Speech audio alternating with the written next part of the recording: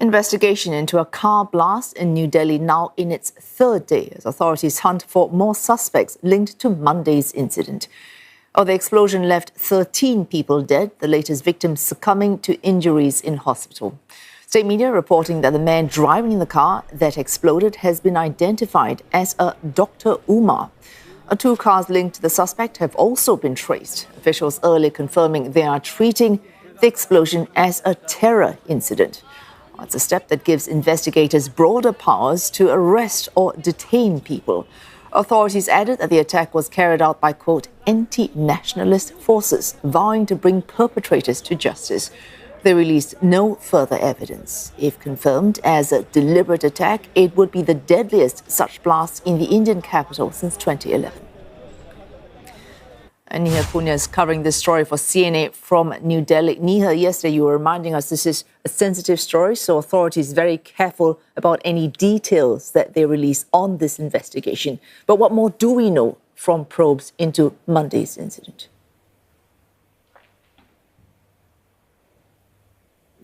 That is still true. This is very much a high-profile, high-stakes investigation, especially when you look at the fact that this was an explosion in the capital city of India. It happened in a very crowded, densely packed locality. And what we have seen, though, on Thursday is a slight change, it seems, in the pace of the investigation. On Wednesday night, you had India's cabinet committee, after a meeting with India's Prime Minister Narendra Modi, come out and on record for the first time use the term terror incident. In the aftermath of the cabinet committee labeling it as such, calling it a cowardly act, we have seen the state media and a lot of local media here as well attributing police sources to say that they have identified now the person who was driving that car that exploded on Monday evening.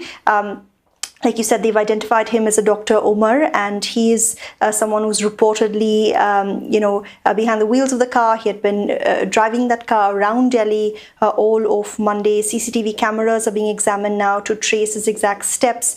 He's someone who worked at a university in the neighboring state of Haryana. So on Thursday, we've seen investigating teams, including bomb squads, reach that university as well.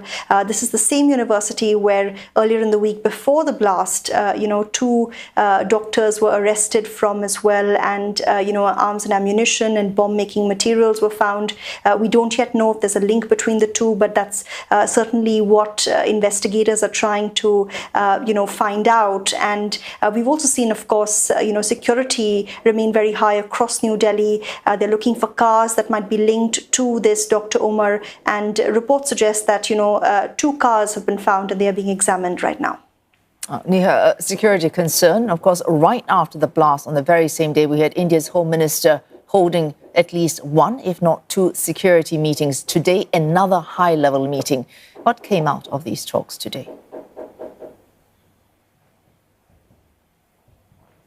Again, not much is being said publicly because, this is now being considered a terror incident by the government. It is being probed by a federal agency that has the mandate to probe terror attacks. There's an anti-terrorism law that's been invoked in this case as well.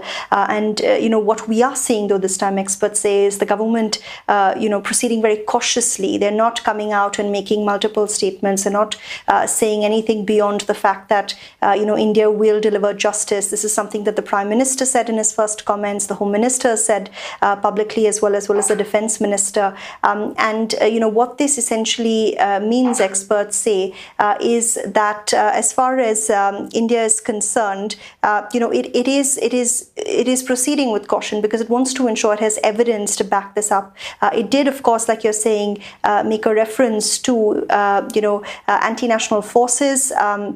We have seen, of course, that crackdown on, terror modules operating across the country. It's not being directly linked to the Delhi blast, but it is something that, experts say is possibly linked to this particular investigation. As far as these meetings are concerned, experts say it's quite likely that the, investigating officers are likely briefing the Home Minister, who's been personally monitoring this probe. But as things progress, we will likely get more details from the concerned, investigating teams. But for now, the government keeping everything under wraps.